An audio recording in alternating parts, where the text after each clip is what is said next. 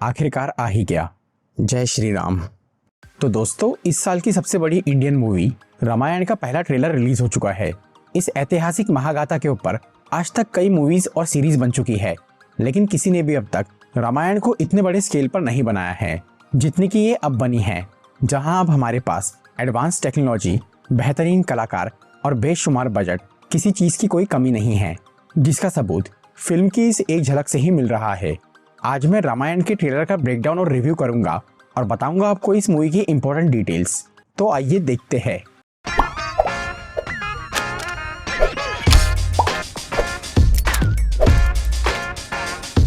तो ट्रेलर की शुरुआत में एक बड़ी सी जंग होती हुई दिखती है, जिसमें कई सारे राक्षस मौजूद है। अब ये सीन देखकर किसी को भी लग सकता है कि ये रामायण का आखिरी युद्ध है जो कि लंका में हुआ था, लेकिन ऐसा नहीं है, क्योंकि ये मूवी 2 पार्ट में बनी है और वो आखिरी महायुद्ध फिल्म के सेकंड पार्ट के एंड में होगा। तो फिर ये जंग कौन सी है, इसके बारे में हम आगे बात करेंगे। फिलहाल बात करते हैं ट्रेलर के बाकी इंपॉर्टेंट सीन्स की। तो मूवी के पहले पार्ट के बारे में कहा गया है कि यहाँ हमें भगवान राम का बचपन भी दिखाया जाएगा, पर ट्रेलर में ऐसा कुछ भी नहीं दिखा।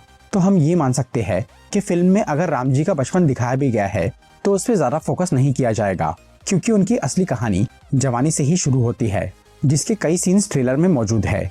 और यहाँ श्री राम को जिस तरह से सामने लाया गया है वो काबिले तारीफ है। सबसे पहले सीन में उन्हें एक पहाड़ पे उगते हुए सूरज के सामने खड़ा दिखाया जाता है, जहाँ धूप में उनका शरीर और हाथ में ये धनुष बहुत ही जोरदार लग रहा है, और उनकी ये पूरी छवि धर्म के रक्षक और विष्णु जी के अवतार को दर्शा रही है।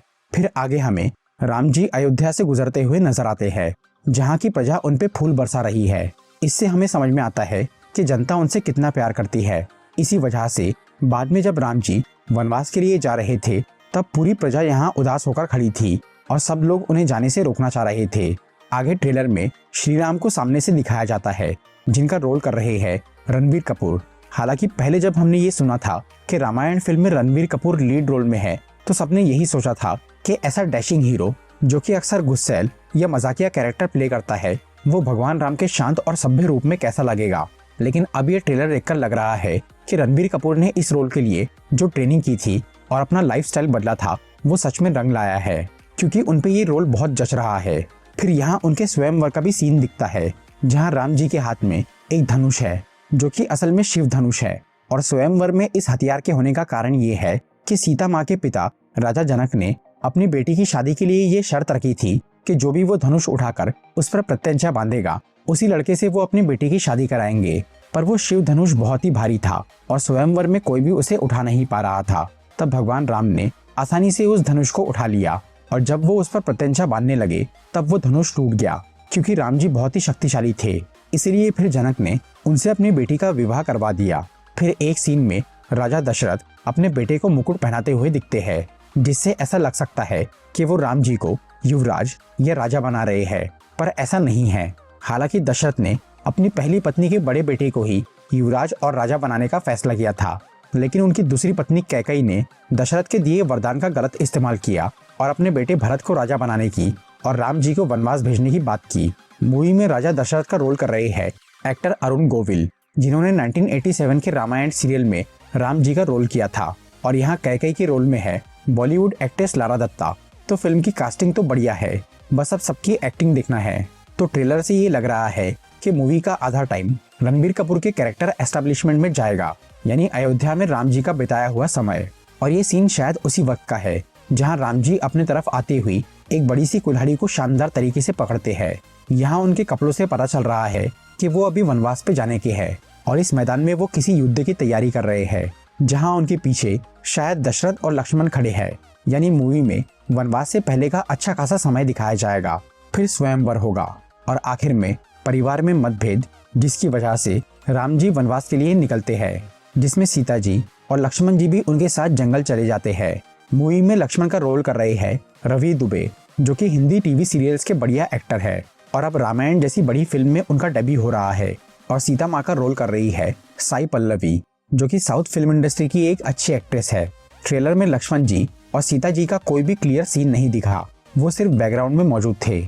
फिर आगे हमें वो तीनों वनवास पे जाते हुए नजर आते हैं, जिससे प्रजा बहुत उदास हो जाती है। और जब वो एक नाव में बैठकर अयोध्या से निकलने लगते हैं तभी राम जी को पीछे से एक आवाज आती है जहाँ कोई उनका नाम पुकारता है। तो ये सीन असल में राजा दशरथ की मौत के वक्त का है, क्योंकि वो अपने बेटे की जुदाई का गम बर्दाश्त नहीं कर पाए थे और जिस रात राम जी वनवास के लिए निकले थे उसी रात दशरथ का निधन हुआ था, जहाँ मरते वक्त उनके जबान पे राम जी का ही नाम था। इसके बाद हमें ट्रेलर में वनवास और जंगल के कई सारे सीन्स दिखते हैं। यहाँ राम जी एक नदी में किसी की अस्थियां सिरा रहे हैं जो कि दशरथ की हो सकती है। हालांकि वो अपने पिता के अंतिम संस्कार में मौजूद नहीं थे, लेकिन बाद में उन्हें भरत ने इस घटना की खबर पहुंचाई थी और शायद अस्थियां भी लाकर दी हो, या फिर ये अस्थियां जटायु की भी हो सकती है, जिसके बारे में हम आगे बात करेंगे। ट्रेलर में हमें श्री राम जंगल में एक राक्षस से लड़ते हुए दिखते हैं। अब ये राक्षस एग्जैक्टली कौन है ये तो नहीं पता, लेकिन हमें इतना मालूम है कि वनवास के दौरान राम जी दंडक नाम के एक जंगल में रहने गए थे, जहाँ कई राक्षस मौजूद थे जो कि उस जंगल में रहने वाले ऋषि मुनियों को परेशान करते थे। तब उन ऋषियों ने इसकी शिकायत भगवान राम से की थी, जिसकी वजह से राम जी ने उस जंगल में मौजूद राक्षसों को मारना शुरू किया। तो ये पेड़ पे बैठा राक्षस उन्हीं में से एक हो सकता है। अब मॉन्स्टर्स की बात चल ही रही है तो मैं ट्रेलर की स्टार्टिंग वाले युद्ध और उसमें मौजूद राक्षसों की बात करना चाहूंगा। यहाँ दिखने वाली ये जंग राम जी के वनवास की एक प्रसिद्ध घटना हो सकती है। वनवास के समय रावण की बहन शूर्पणखा ने राम जी को शादी का प्रस्ताव दिया था, जिसे उन्होंने ठुकरा दिया। इससे गुस्सा होकर शूर्पणखा ने सीता जी पे हमला कर दिया। तब लक्ष्मण जी ने शूर्पणखा की नाक काट दी थी। ये इंसिडेंट काफी फेमस है, जिसके बारे में सब लोग सोचते हैं कि नाक कटने के तुरंत बाद शूर्पणखा रावण के पास गई और उसने उसे अपनी बेइज्जती के बारे में बताया, लेकिन ये पूरा सच नहीं है। जब शूर्पणखा की नाक कटी थी तब वो पहले अपने 2 कजिन के पास गई थी, जो थे खर और दूषण नाम के 2 राक्षस, जिन्होंने शूर्पणखा के अपमान का बदला लेने के लिए श्री राम और लक्ष्मण पे 14,000 राक्षसों की एक टोली के साथ हमला किया था, जिन्हें राम जी ने अकेले ही मार दिया था। तो ट्रेलर की शुरुआत में दिखने वाली ये जंग रामायण के आखिरी महायुद्ध के बजाय खर और दूषण वाली लड़ाई हो सकती है, क्योंकि यहाँ वानर सेना नहीं दिख रही, बल्कि यहाँ बहुत सारे राक्षस मौजूद है।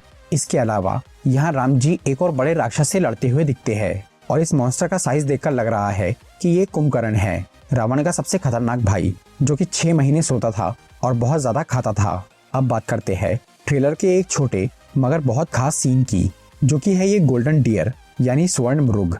इसके बारे में तो सभी जानते हैं कि रावण ने सीता माँ का अपहरण करने के लिए एक सुनहरे मायावी हिरण को जंगल में भेजा था, ताकि उसे पकड़ने के लिए राम जी और लक्ष्मण जी सीता माँ के पास से हट जाए। पर कुछ ही लोग इस बारे में जानते हैं कि ये हिरण असल में मारीच नाम का एक राक्षस था, जो कि अपना रूप और आवाज बदलने में माहिर था। जब राम जी ने उसे जंगल में जाकर पकड़ा तो मारीच अपने असली रूप में आ गया और उसने राम जी की आवाज में जोर जोर से सीता माँ और लक्ष्मण जी का नाम पुकारा। इसी वजह से लक्ष्मण सीता माँ को छोड़ के जंगल में गए और रावण ने वहाँ साधु के भेष में आकर उनका अपहरण कर लिया। जिसके बाद कहानी में एंट्री होती है जटायु की, जो कि एक बहुत बड़ा और शक्तिशाली गिद्ध था, जो राजा दशरथ का दोस्त था। मूवी में जटायु का रोल कर रहे हैं अमिताभ बच्चन, जिनका रोल एक कैमियो की ही तरह होगा। अपहरण के बाद जटायु ने रावण का पीछा करके सीता जी को बचाने की कोशिश की थी, लेकिन रावण ने उसे बुरी तरह घायल कर दिया, जिसके बाद वो मर गया। ट्रेलर में हमें एक सीन दिखता है जहां राम जी और लक्ष्मण एक पहाड़ी पे खड़े हैं और वहां एक चिता जल रही है, जो कि जटायु की ही होगी। यहाँ रणबीर कपूर का एक्सप्रेशन बहुत गुस्से वाला है, जिसे देखकर लग रहा है कि यहाँ राम जी रावण को मारने की प्रतिज्ञा ले रहे हैं। अब रावण की इतनी बात चल ही रही है तो उसके बारे में भी डिटेल में जान लेते हैं। फिल्म में रावण का रोल कर रहे हैं KGF के स्टार यश, जिन पे ये कैरेक्टर बहुत जचेगा, क्योंकि यश का ऑरा और पर्सनैलिटी रावण के पावर लेवल से बहुत मैच करता है। लेकिन ट्रेलर में हमें यश का फ्रंट लुक नहीं दिखाया गया, बस यहाँ पीछे से उनकी एक झलक नजर आई, जो कि बहुत रॉयल लग रही है। यहाँ रावण अपने पुष्पक विमान की तरफ जा रहा है, जो कि एक मैजिकल फ्लाइंग व्हीकल था, जो कि अपना साइज चेंज कर सकता था और बहुत तेजी से उड़ के कहीं भी जा सकता था। ये विमान असल में रावण के सौतेले भाई कुबेर का था, जो कि धन का देवता है। रावण ने उससे वो जहाज छीन के खुद अपने पास रख लिया था और रावण के मरने के बाद ये पुष्पक विमान राम जी के पास आ गया, जिसका इस्तेमाल करके वो अयोध्या लौटे थे। मूवी के बाकी सभी खास लोगों की बात तो हो गई, लेकिन हमें यहाँ एक इम्पोर्टेंट कैरेक्टर बिल्कुल नहीं दिखाया गया, जो कि है हनुमान जी, जबकि ये ट्रेलर हनुमान जयंती के दिन ही लॉन्च हुआ है। फिल्म में हनुमान जी का रोल कर रहे हैं सनी देओल, जो कि बिल्कुल सही चॉइस है। कहा जा रहा है कि मूवी के इस पार्ट में उनका रोल बहुत ही कम है, लगभग 15 मिनट का। शायद इसी वजह से वो ट्रेलर में नहीं दिखे। हनुमान जी का ज़्यादा रोल सेकंड पार्ट में होगा, जो कि एक्चुअल हिस्ट्री के हिसाब से बिल्कुल सही है, क्योंकि भगवान राम हनुमान जी से पहली बार तब मिले थे जब सीता माँ का अपहरण हुआ था और इस पार्ट की स्टोरी शायद सीता हरण पे ही खत्म होगी और नेक्स्ट पार्ट में लंका की लड़ाई दिखाई जाएंगी। इस ट्रेलर की सबसे यूनिक बात ये थी कि यहाँ एक भी डायलॉग नहीं सुनाया गया। यहाँ सिर्फ म्यूजिक और विजुअल्स पे ही फोकस किया गया है। ट्रेलर में डायलॉग्स नहीं होने से हमें ये समझ में नहीं आया कि एक्टर्स की एक्टिंग कैसी है, क्योंकि कोई कितना भी अच्छा तैयार हो जाए पर मुंह खुलते से ही उसकी असलियत सामने आ जाती है। फिलहाल तो हम यही मान के चलते हैं कि मूवी के डायरेक्टर बहुत अच्छे हैं, नितेश तिवारी, जिन्होंने दंगल जैसी जबरदस्त फिल्म बनाई है और यहाँ एक्टर्स भी काफी बढ़िया है, तो मूवी की एक्टिंग और डायरेक्शन भी अच्छा ही होगा। अब अगर म्यूजिक और विजुअल्स की बात करें तो इस मूवी के लिए म्यूजिक बनाया है इंडिया के AR रहमान और हॉलीवुड के हैंस जिमर ने। ये दोनों ही बहुत बेहतरीन कंपोजर है जिनके शानदार संगीत ने इस ट्रेलर में जान डाल दी है। फिल्म के विजुअल इफेक्ट्स की बात करें तो इस पे काम किया है डीनेग नाम की एक ब्रिटिश कंपनी ने, जिसने हॉलीवुड की लगभग हर बड़ी मूवी के VFX बनाए हैं। ट्रेलर के ज्यादातर सीन के ग्राफिक्स काफी बढ़िया थे, खास तौर पे ये पुष्पक विमान वाला सीन जो कि बिल्कुल रियल जैसा दिख रहा है, लेकिन कुछ सीन्स यहाँ कार्टून जैसे लग रहे थे, जैसे ये राक्षस और जंग वाले सीन, जिसे देखकर पब्लिक कह रही है कि ये मूवी आदि पुरुष से बस थोड़ी ही ठीक है, जबकि इसका बजट 4000 करोड़ रुपए है, जो कि दोनों पार्ट का कंबाइंड बजट है। तो उसके हिसाब से यहाँ ग्राफिक्स में कोई कमी नहीं होनी चाहिए थी। वैसे अभी मूवी को रिलीज होने में काफी टाइम है, तो शायद तब तक ये VFX थोड़े इम्प्रूव हो जाए। तो दोस्तों, ये था एक ट्रेलर ब्रेकडाउन वीडियो और रामायण मूवी के बारे में कुछ इन्फॉर्मेशन। अगर आपको ये वीडियो अच्छी लगी हो तो इसे लाइक और शेयर जरूर करिए और ऐसी ही इंटरेस्टिंग वीडियोस देखने के लिए सब्सक्राइब कीजिए हमारा चैनल और इस बेल आइकन को दबाइए ताकि आपको हमारी वीडियोस सही टाइम पर मिल सके। I'm walking alone, the streets are empty. The only thing I can see is my own silhouette. I'm getting stronger, step by step. The clock is ticking, but there's no time for me.